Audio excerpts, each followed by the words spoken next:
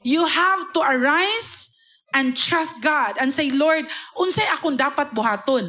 Unsay dapat nako iampo? Unsay dapat nako nga mga actions buhaton para dili ni magpadayon? Mao na siya'y tawo nga positibo. Kay ang tawo nga lukewarm, bahala na sa Batman na niyo eh. Di nako mo salig, di nako mo tuo, di nako mo laom. That's being lukewarm and that's being negative. And when you do that, yatak-yatakan ka sa kaaway. Lipay kay ang kaaway ana, nga naman.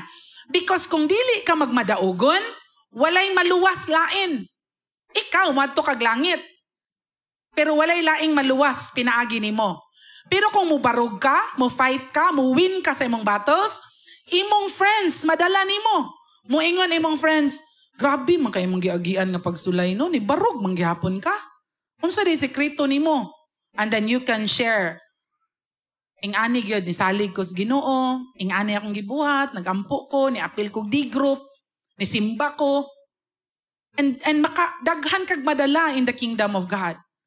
Labaw nagmoabot sa point nga you'll be able to see that God is giving you a good name.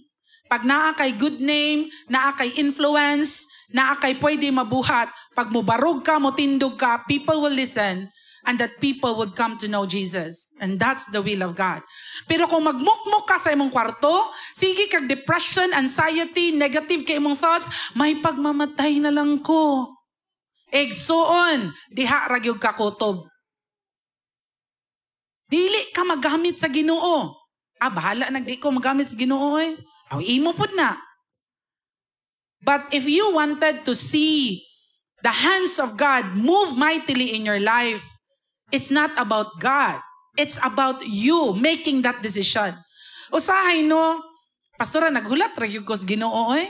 Ang Ginoo stable, ang Ginoo constant, ang Ginoo naa ragyod siya. Actually, ang wala ni barog sa pagtuo, ikaw. Actually, ang wala nakigera, ikaw.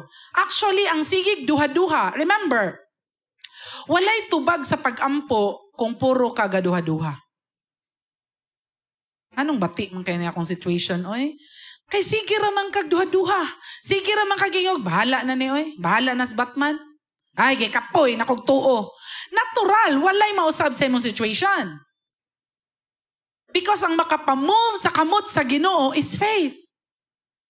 Ang sa ingon sa tong key text, kung mituo ka, nahitabo na sa imo ha.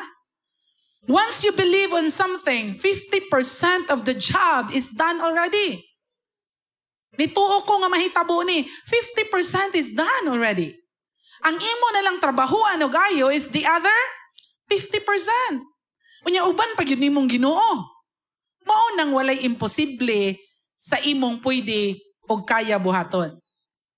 Your belief system, your mindset, the way you think is very important. Mo na ang dulaan og ayo sa yawa is imong mind.